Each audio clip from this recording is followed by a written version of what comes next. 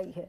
चरण सिंह सप्रा, मैं ये क्यों ना पूछूं आपसे कि हमें जब गरीब की चिंता 2024 में हो रही है कांग्रेस पार्टी को, तो 2013 तक सफर क्यों करना पड़ा फूड सिक्योरिटी एक्ट लाने में, यानी कि गरीब देश का भूखा ना सोए, इसके लिए आपको कितना बरस लग गया?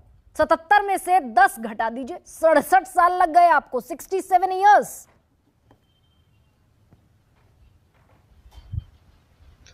देखिए गरिमा जी, सर्वप्रथम आपको बताऊं कि सरकारें जो है ये एक कंटिन्यूस प्रोसेस होता है और देश की तरक्की भी एक कंटिन्यूस प्रोसेस है। अगर उसमें हमने 2013 में फूड सिक्योरिटी एक्ट लाया तो क्या आपका ये कहना है कि 2013 में नहीं लाना चाहिए था, अभी आज लाना चाहिए था? खैर उसमें मैं नहीं जाना चाहूंगा। आज जो आपके इस 35 मिनट की डिबेट में मुझे समझ में आया है कि आर्थिक विषमता जो है वो बहुत बड़े स्तर पर है इस देश के अंदर और भारतीय जनता पार्टी उसके ऊपर उत्तर नहीं देना चाहती है।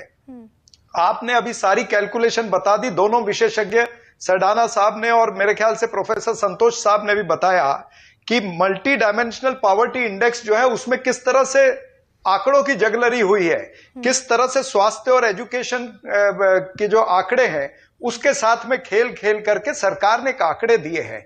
यानी ये सरकार की जितनी भी एजेंसियां हैं, वो चाहे नीति आयोग है या और जो सारी एजेंसियां, अब मैं उस चक्कर में नहीं जाना चाहूंगा, ईडी, आईटी, सीबीआई में, ये नीति आयोग भी सरकार की सहूलियत के हिसाब से अगर काम करेगी तो इस देश का बट्ठा बैठना नक्की हो जाता है। आपके समय पर भी नीति आयोग सहूलियत से ही काम कर रहा था क्या चरण सिंह सप्रा?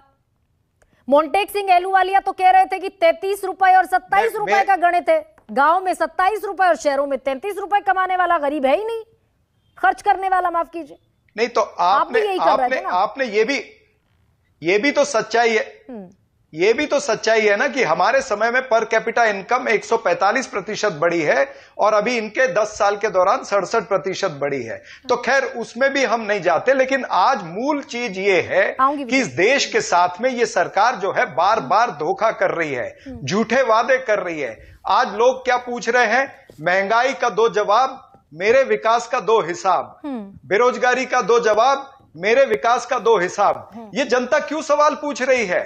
जब आपने कहा था अच्छे दिन लाने की बात की थी, तो अच्छे दिन की दुहाई देने वालों के सत्ता में आज महंगी रसोई, महंगी दवाई, महंगी पढ़ाई, सब कुछ तो महंगा हो गया ना। आज हंगर इंडेक्स अगर हम देखें, 125 देशों में से हम 111वें पायदान पर हैं। घरेलू बचत की अभी इतनी बात हुई है, घरेलू बचत जो है वो 50 वर्षों में इतनी कम नहीं हुई जितनी आज घरेलू बचत कम हुई है। लोग घरेलू बचत नहीं कर पा रहे हैं। ये आरबीआई के आंकड़े, हमारे आंकड़े नहीं है। गरीब है ना लोग, चरण सिंह सप्रा, लोग गरीब हैं, परेशान हैं।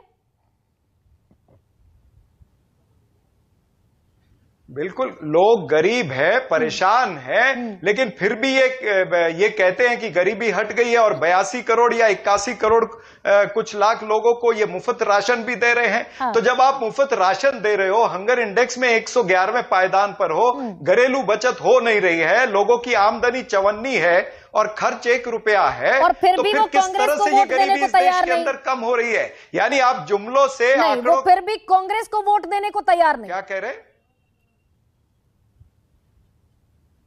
नहीं, कांग्रेस को वोट, ये पिछली बातें छोड़ दीजिए। आज जब लोगों की जेब से 100 रुपया पेट्रोल का जाता है या 95 रुपए, 92 रुपए डीजल के जाते हैं, तो लोगों को दर्द हो रहा है। जब जीवन आवश्यक वस्तुएं, आटा, चावल, दाल, हुआ ना खाने का तेल, गैस, ये तमाम सारी चीजें जब महंगी हुई है तो लोगों के जेब कट रहे हैं, लोगों को पता चल रहा है। और जिस तरह से इन्होंने अभी जिक्र किया हवाई चप्पल और हवाई जहाज की, इन्होंने बात की, तो मैं ये भी बताना चाहता हूं कि हवाई चप्पल से लेकर के हवाई जहाज तक सब पर जीएसटी लगा दिया इन्होंने। सब चीजें महंगी हो गई है। जब महंगाई का हाहाकार मचा हुआ है, बेरोजगारी से लोग परेशान हैं। आईएलओ कह रहा है कि जो बेरोजगार लोग हैं उसमें से 82% लोग जो है वो युवा है। ठीक बात है, लेकिन देश के जो सीएमआई है वो खुद कह रही है कि 65 करोड़ लोग जो है वो बेरोजगार नजर आ रहे हैं, उसमें युवा है अधिकतर। मैं कह दूं आपको, इन सारे आंकड़ों का इस्तेमाल, इन सारे आंकड़ों का लिटमस टेस्ट आप कर चुके हैं। तब आपने कहा पेट्रोल डीजल, तब आपने कहा रसोई गैस, तब आपने कहा महंगाई, तब आपने कहा बेरोजगारी। अपने घोषणा पत्रों में आपने जनता के सामने रख दिया, आपको खारिज किया लोगों ने। सुनील सिंह साजन, अब मैं आपके पास अगर आऊं तो उत्तर प्रदेश जी और गरिमा जी। दावा ये है कि 15 करोड़ लोग हैं उत्तर प्रदेश के जिन्हें मुफ्त राशन दिया जा रहा है। नड्डा साहब ने अभी दावा किया